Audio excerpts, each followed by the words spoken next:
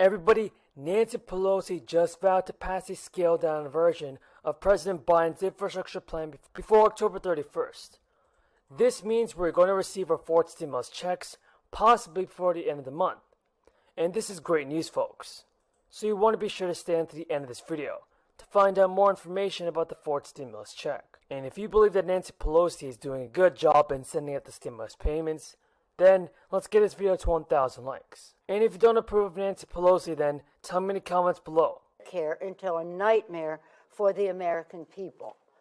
And when they do so, they say, well, it's not going to cost the current seniors anything. No, current seniors will pay more with their budget and their plans for the Affordable Care Act to open up again the donut hole, to take hundreds of billions of dollars out of Medicaid, which is about long-term health care for our seniors. And the list goes on. Over the last couple of weeks, Republicans here in Washington are already threatening to privatize Medicare. That's no surprise. It's been part of Speaker Ryan's budget for years. But the president-elect has been silent. I say to my Republican colleagues, turn back. I was here in Nevada, not here, but I was 4 years ago running all over your state, talking to people.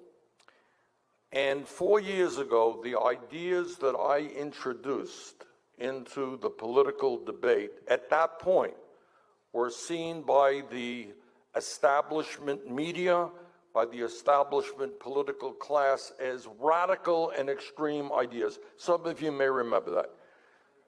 All right, people said, nobody, Bernie's a nice guy or he's not a nice guy, but his ideas don't make sense to anybody. Now, 4 years ago, I want you to remember the ideas that I talked about, which were seen to be crazy and radical. I said that if you work 40 hours a week, you should not live in poverty. We should raise the minimum wage to a living wage, $15 an hour. Remember that? Well, 4 years ago, that was a radical idea. Well, guess what's happened since? 7 states have passed legislation raising the minimum wage to $15 an hour, and the U.S. Congress will likely do the same within the next couple of months.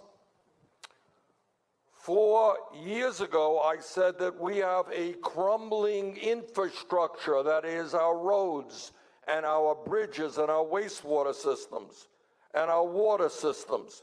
We should invest $1 trillion and create 15 million decent paying jobs. Security, perhaps the most important federal program in existence, a program of enormous consequence to the 59 million seniors, people with disabilities, and children who are beneficiaries. I know you have heard over and over again that Social Security is going broke, that it won't be there for our kids and grandchildren, that Social Security is a Ponzi scheme, that Social Security is contributing to our large deficit and national debt, etc., etc., etc.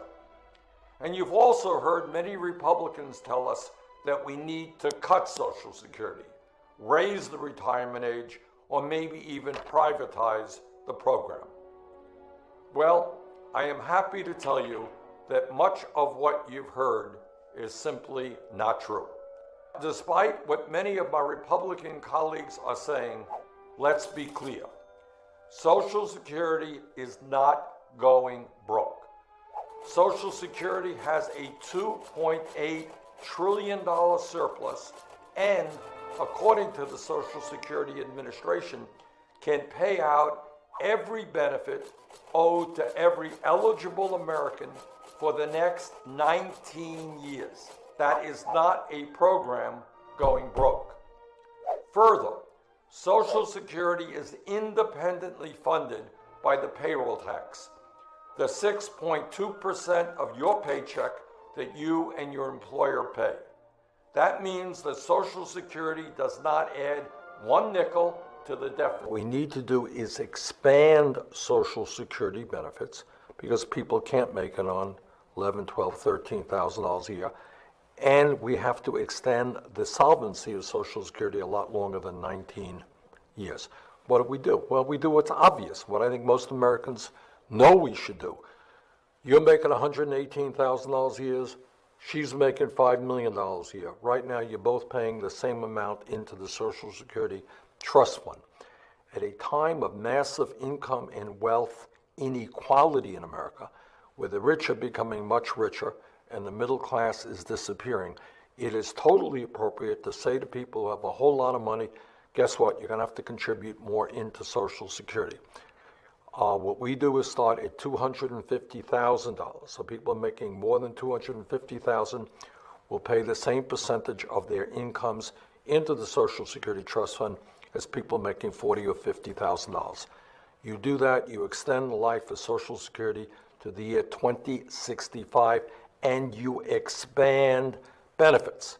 Second thing our legislation does is I've heard some of my Republican colleagues talk about how the COLAs, cost of living adjustments, are just too generous.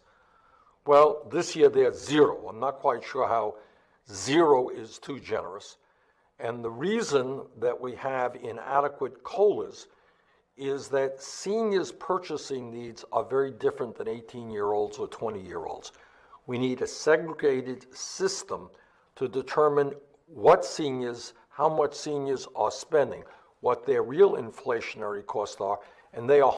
So like I said, everybody, House Speaker Nancy Pelosi has outlined the tough choices facing her Democratic caucus over what to keep in their landmark social policy and climate bill. This indicates a popular proposal. Democrats are also struggling to pare down a bill that aims in part to reduce carbon emissions, expand Medicare and Medicaid, and make child care free to millions of people. The bill was originally priced at $3.5 trillion and will likely shrink to roughly $2 trillion in order to meet the demands of centrist Senator Joe Manchin and Kyrsten Sinema.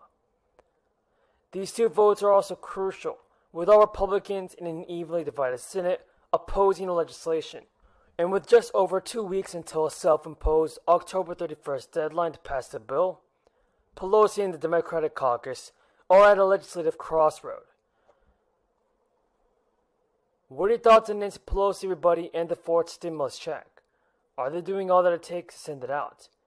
Pelosi seemed more inclined toward the latter part to fully fund key priorities.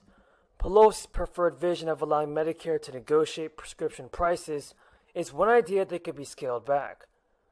The proposal has been a progressive focus for more than a decade, but faces heavy lobbying opposition from the pharmaceutical industry, and skepticism from moderate Democrats in both the House and the Senate.